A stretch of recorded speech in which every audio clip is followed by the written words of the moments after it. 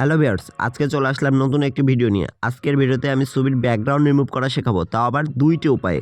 এবং ছবিটির কোয়ালিটি একদমই লস হবে না, ফুল এইচডি কোয়ালিটিতে আপনাদের গ্যালারিতে ছবিটি সেভ হবে। আপনারা এখন যে ছবিটি দেখছেন এই ছবিটিরই আমি ব্যাকগ্রাউন্ড রিমুভ করে দেখাবো।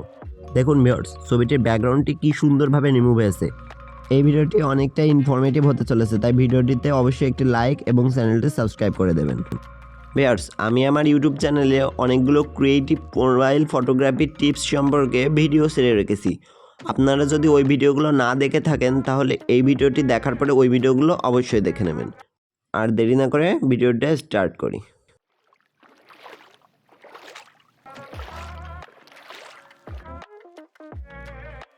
ফার্স্ট টিপসের জন্য আপনাদের গুগল ক্রোমে যেতে হবে।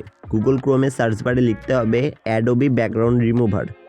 দেন আপনাদের সামনে যেই অ্যাডোবির ওয়েবসাইটটি আসবে আপনারা সেই ওয়েবসাইটে ক্লিক করবেন। তারপরে আপনারা আপনাদের মতন করে ওয়েবসাইটটি একটু ভিজিট করে নিতে পারেন, তাহলে বুঝতে পারবেন ওয়েবসাইটে কি কি কাজ আছে। তারপরে আপলোড ইওর ফটোতে ক্লিক করবেন। তারপরে স্টে অন ওয়েব, কারণ আপনারা এখানে ওয়েবসাইটে থাকবেন। এবার আপলোড ইমেজে ক্লিক করবেন। সিম্পলি আপনারা আপনাদের ইমেজটি সিলেক্ট করে দেবেন। তারপরে প্রসেসিং শুরু হয়ে যাবে। আপনারা এখন অবশ্যই ইন্টারনেট কানেকশন অন রাখবেন, তাহলেই ছবিটির ব্যাকগ্রাউন্ডটা রিমুভ হয়ে যাবে। ছবিটির ব্যাকগ্রাউন্ডটি রিমুভ হয়ে গেলে আপনারা ডাউনলোডে ক্লিক করবেন। তখন আপনাদের ছবিটি যদি ডাউনলোড না হয় আপনারা ওয়েবসাইটটি লগ ইন করে নেবেন, তাহলেই আপনাদের ছবিটি ডাউনলোড হয়ে যাবে। এটি ছিল ফার্স্ট টিপস। সেকেন্ড টিপসের জন্য আমাদের গুগল প্লে স্টোরে যেতে হবে। দেন সার্চ বারে লিখতে হবে ফটোরুম রিমুভ ব্যাকগ্রাউন্ড। তারপরে আপনাদের সামনে প্রথম যেই অ্যাপসটি আসবে আপনারা সেই অ্যাপসটি ডাউনলোড করে নেবেন। এই সময় আপনারা অবশ্যই ইন্টারনেট কানেকশন অন রাখবেন। তারপরে আপনাদের অ্যাপসটি ডাউনলোড হয়ে গেলে ওপেনে ক্লিক করে আপনারা অ্যাপে প্রবেশ করবেন। দেন আপনারা রিমুভ ব্যাকগ্রাউন্ডে ক্লিক করবেন।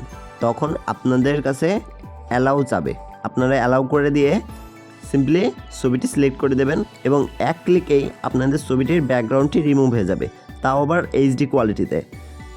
দেন আপনারা আপনাদের ছবিটির একটি পিএনজি তৈরি করে নেবেন। দেন আপনারা এক্সপোর্টে ক্লিক করলে আপনাদের ছবিটি এইচডি কোয়ালিটিতে এক্সপোর্ট হয়ে যাবে। এখানেও আপনারা আপনাদের একটি অ্যাকাউন্ট ক্রিয়েট করে নেবেন, তাহলেই ছবিটি আপনাদের গ্যালারিতে সেভ হয়ে যাবে। আজকের মতো ভিডিওটা শেষ করছি। দেখা হবে নতুন কোনো ভিডিওতে, ততদিনের জন্য গুড বাই।